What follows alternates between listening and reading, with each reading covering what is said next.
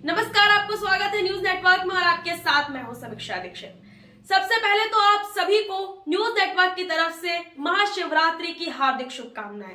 आज महाशिवरात्रि का महापर्व है जो पूरे भारत में बड़ी ही धूमधाम से मनाया जाता है। शिव बारात भी निकलती है। आज ही के दिन माता पार्वती और भगवान शिव का विवाह हुआ था, लेकिन ये विवाह कैसे हुआ था, कहाँ हुआ था और किन परिस्थितियों में हुआ था, ये जानना बहुत जरूरी है। इसके लिए आप हमारी पूरी रिपोर्ट देखिए। हिंदू कैलेंडर पंचांग के अनुसार फाल्गुन महीने के कृष्ण पक्ष की चतुर्दशी तिथि को महाशिवरात्रि मनाई जाती है।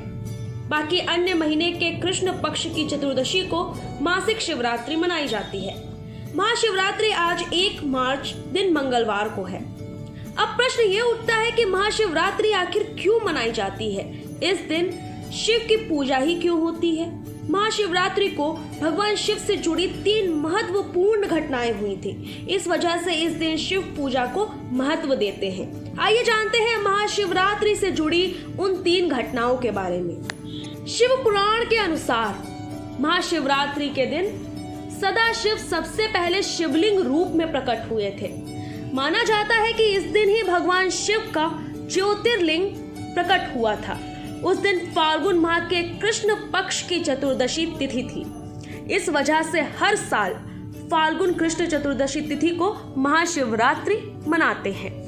पौराणिक कथाओं के अनुसार शिव और शक्ति का महामिलन महाशिवरात्रि को हुआ था। भगवान शिव और शक्ति एक दूसरे से विवाह के बंधन में बंधे थे।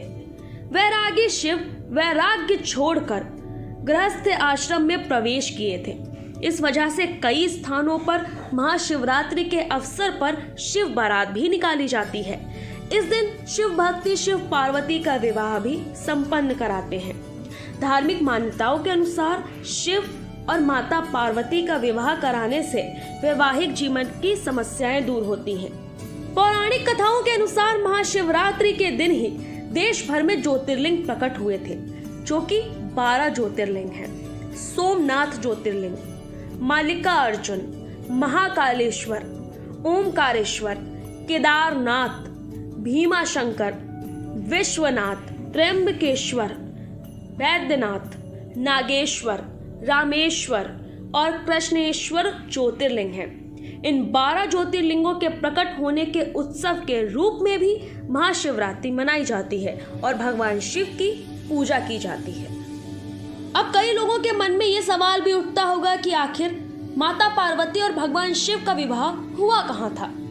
ऐसा माना जाता है कि भगवान शिव ने हिमालय के मंदाकिनी क्षेत्र के त्रियुगी नारायण में माता पार्वती से विवाह किया था। भगवान शिव के विवाह को लेकर कई तरह की कथाएं अलग अलग धर्म ग्रंथों में प्रचलित हैं। माता पार्वती और भगवान शिव के विवाह का प्रमाण है यह जलने वाली अग्नि की ज्योति जो त्रेता युग से निरंतर जल रही है। कहते हैं कि भगवान शिव ने माता पार्वती से इसी ज्योति के सामने विवाह के फेरे लिए थे। हिंदू पौराणिक ग्रंथों के अनुसार पर्वतराज हिमावत और हिमावन की पुत्री पार्वती माता थी। पार्वती के रूप में सती का पुनर्जन्म हुआ था। माता पार्वती ने कठिन ध्यान और साधना से भगवान शिव का वरण किया था। जिस स्थान पर मां पार्वती ने साधना की उस स्थान को गौरी कुंड कहा जाता है और श्रद्धालु त्रियुगी नारायण जाते हैं और वे गौरी कुंड के दर्शन भी करते हैं। पौराणिक ग्रंथ बताते हैं कि शिव जी ने गुप्त काशी में माता पार्वती के सामने विवाह प्रस्ताव रखा था। इसके बाद उन दोनों का विवाह त्रियुगी नारायण गांव में मंदाकिनी सोन और गंगा के मिलन स्थल पर संपन्न हुआ। ऐसा माना जाता है कि विवाह से पहले सभी देवताओं ने यहाँ स्नान भी किया था और इसलिए यहाँ 3 कुंड बने हैं, जिन्हें रुद्र कुंड, विष्णु कुंड, ब्रह्म कुंड कहा जाता है। इन तीनों कुंडों में जल सरस्वती कुंड से आता है।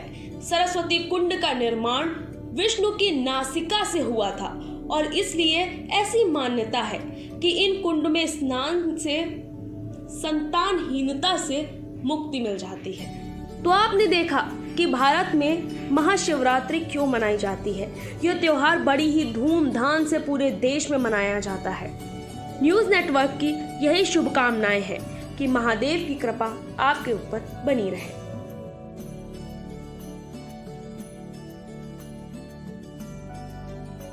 तो आपने देखा कि महाशिवरात्रि का पर्व क्यों मनाया जाता है, क्या 3 बड़ी मान्यताएं हैं ये पर्व मनाने की। मेरे साथ फिलहाल इतना ही। बाकी खबरों के लिए आप देखते रहिए न्यूज नेटवर्क।